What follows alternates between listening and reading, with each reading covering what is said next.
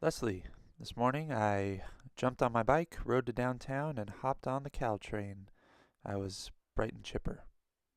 And so it was that I was on a train bound for the Maker Faire in San Mateo, just 1 hour away. On the way, I saw a totem pole. Yes, that totem pole. From that sardine can, I hopped out, braved the lines, and wound up in this strange kind of carnival place they call Maker Faire. It's kind of desolate and weird. It reminded me of a scene in Mystery Men where they go to an abandoned amusement park. A little overwhelmed, I found myself just wandering around, looking at bubbles or maybe flames on giant metal things, jumping things, standing things, posing things, clown things.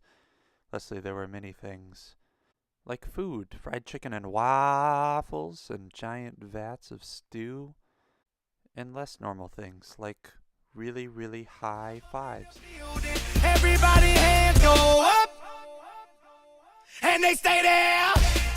Things were everywhere, like even like art on the street made by guys with scooters and bike gears, making geometric patterns with robots and markers, or sequin murals, or flip books on a board, or even some old school methods like swallowing swords. Does that ever get old?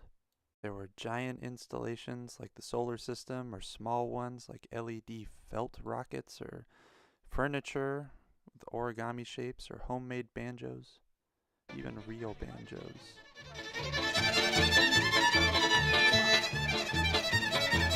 There were kinetic sculptures like this set of rocks that buzzes, and this marble called Sisyphus that rolls around in the sand and makes cool designs, perpetually undoing itself and making new art.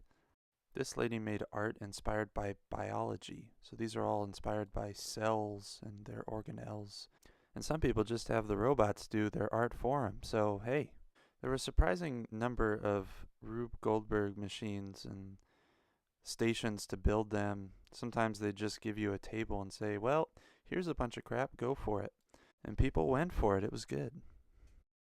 There were a lot of games too, most popular of which was this drone fighting arena, but they had like little bumper cars with balloons. You're supposed to pop the balloon on the back. They also had this weird version of whack-a-mole where the kids are trying to press the button without getting whacked, but it was like a button they made, so it was educational, I guess. They also had these cool boat races with paddles powered by twisted rubber bands, and like a lock-picking contest, five-finger fillet, even invented new games, and of course some classics like Legos and Bop It. Bop it, twist it, pull it, spin it. They had all kinds of things to ride, like these weird bikes, and well, you couldn't ride the DeLorean. That'd be silly. And big land boats, and these little, well, you can't ride those either. These are swings powered by dads.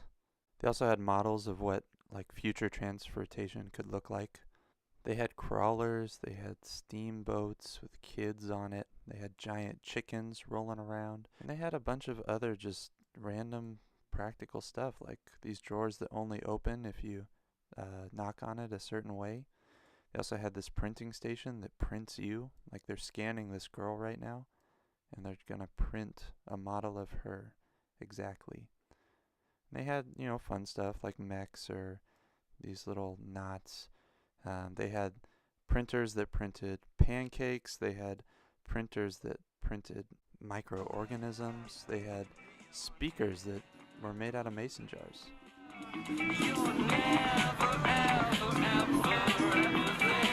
They had make your own perfume stations, make your own soap, make your own catapults to attack a fake ship. They also had workshops like learn how to solder or track a child. But by far my favorite thing was the performance. One up on the grass. Good job, Olga. It was a puppet show based on a poem that is very special to me, one that my dad used to read to me when I was a child. It's about a boy who leaves his father to go out on an adventure against dangerous and scary things.